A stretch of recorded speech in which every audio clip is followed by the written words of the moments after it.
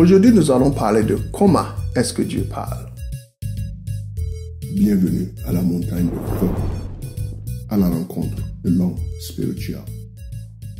L'un des membres de mon église m'a demandé comment est-ce que Dieu parle.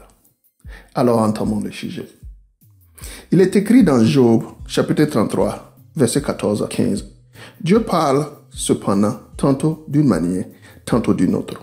Et l'on n'y prend point garde. Il parle par des songes, par des visions nocturnes, quand les hommes sont livrés à un profond sommeil, quand ils sont endormis sur leur couche. Ce passage nous indique que Dieu utilise les songes et les visions, nos rêves, pour nous parler. Alors, lorsqu'on se réveille, il est bon de prier et de demander à Dieu de nous donner l'interprétation des rêves, des songes, des visions qu'il nous donne.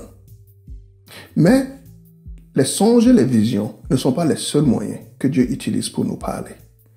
Parce que le Saint-Esprit peut parler à travers quelqu'un.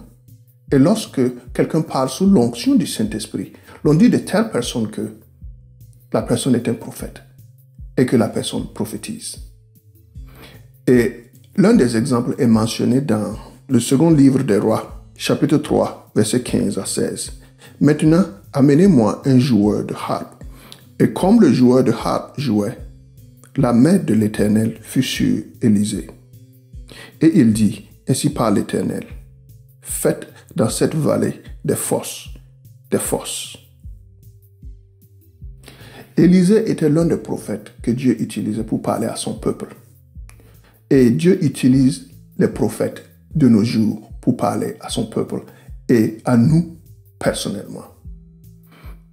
Mais les rêves, les songes, les prophètes ne sont pas les seuls moyens.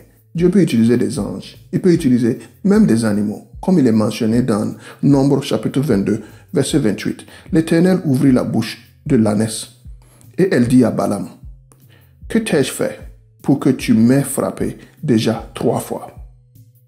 Dieu peut utiliser n'importe quel moyen pour nous parler. Et en développant notre relation personnelle avec Dieu, nous constaterons que Dieu utilise un moyen unique et personnel de communication entre nous.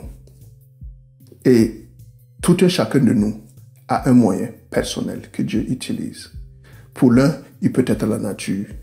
Pour l'autre, des anges. Pour l'autre, des prophètes. Pour l'autre, des animaux.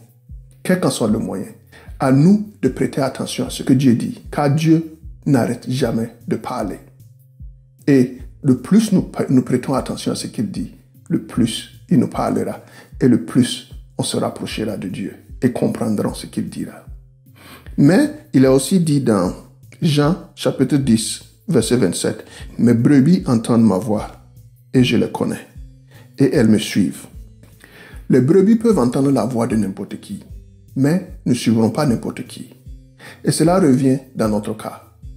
À nous d'apprendre à reconnaître la voix de Dieu. Prêter attention à sa voix. Apprendre à reconnaître sa voix. De façon à ce que lorsqu'il nous dit quelque chose, nous reconnaissons sa voix et nous l'écoutons et nous le suivons.